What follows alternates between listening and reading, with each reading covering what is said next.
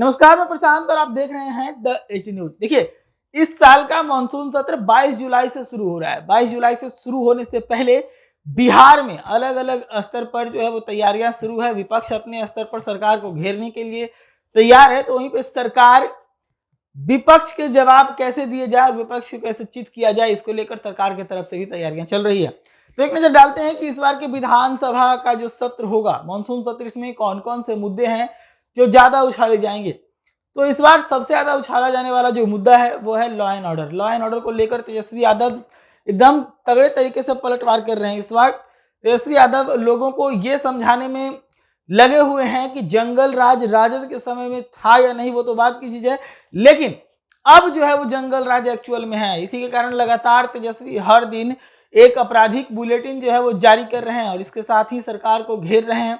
नीतीश कुमार के बारे में तेजस्वी कहते हैं कि अब वो इतने कमजोर हो चले हैं कि उनसे अब सत्ता नहीं संभल सकती। नीतीश कुमार के हाथ में बिहार सुरक्षित नहीं है। बिहार को अब नीतीश कुमार के हाथ से बदल कर किसी और हाथ में देने की जरूरत है। यानी कहीं ना कहीं तेजस्वी अपनी रोटी सेकने के फिराक में है। तो वही मैं आपको बता दूं कि इस बार जो लॉ एंड ऑर्डर का मुद्दा है उसको काफी तेजी से विधानसभा के अंदर उछाला जाएगा। लगातार पटना के अंदर भी कई ऐसे आपराधिक घटनाएं इधर हुए हैं जिसको लेकर भी सरकार के ऊपर, लॉ एंड ऑर्डर के ऊपर सवाल खड़े होते रहते हैं। पटना के अंदर लगातार 2 दिन 2 बच्चों की हत्या कर दी जाती है। एक बच्ची है, उसका रेप कर दिया जाता है। उसके बाद फिर कई तरह की घटनाएं हैं जो इस वक्त पटना के अंदर हुए हैं। पटना के अंदर लगातार गैंगवार की भी कई खबरें आ चुकी है।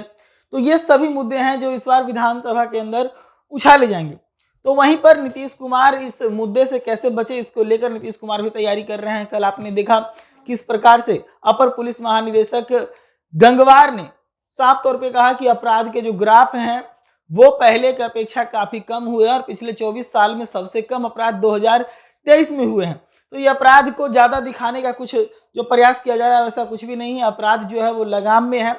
वही नीतीश कुमार कल लॉ एंड ऑर्डर को लेकर एक नोटिस जारी किए कि लॉ एंड ऑर्डर को लेकर अधिकारियों के साथ बैठक होगी, जिला अधिकारियों के साथ बैठक होगी और उसमें दिशा निर्देश दिए जाएंगे कि लॉ एंड ऑर्डर को कैसे सही किया जाए और साथ ही लॉ एंड ऑर्डर अभी किस हालात में है इसका भी जायजा लिया जाएगा। तो ये एक सवाल है। दूसरा सवाल है जो रोजगार को लेकर है। रोजगार को लेकर भी इस बार सवाल खड़े होंगे। लगातार नीतीश सरकार जो है वो ये बताने का प्रयास करेगी कि नीतीश का जो टारगेट है वो 1 साल में 12 लाख सरकारी नौकरी पूरा करने का, उसमें नीतीश कुमार लगे हैं। तो वहीं पर विपक्ष इस पर सवाल खड़ा करेगा पेपर लीक को लेकर। जिस प्रकार से यूजीसी नेट में पेपर लीक हुए थे, उसके बाद नीट पेपर लीक हुआ, वो उठेगा। उसके साथ ही पेपर लीक मामले में कई और एंगल्स हैं जिसपे सवाल विधानसभा के अंदर खड़े हो सकते हैं। जैसे पेपर लीक में लिप्त लोगों की रिश्ते जो है वो सबसे पहले विजय कुमार सिन्हा के साथ जोड़ा गया था, तो विपक्ष विजय कुमार सिन्हा को टारगेट करने का प्रयास करेगा। तो वहीं बाद में इसको लेकर विजय कुमार सिन्हा ने खुलासा किया जिसमें उन्होंने बताया कि जो पेपर लीक करने वाले लोग हैं उनसे उनका रिश्ता नहीं है, ये रिश्ता तेजस्वी यादव के साथ है। तो ये सभी वो मुद्दे हैं जो इस बार विधानसभा के अंदर काफी बवाल मचाएंगे।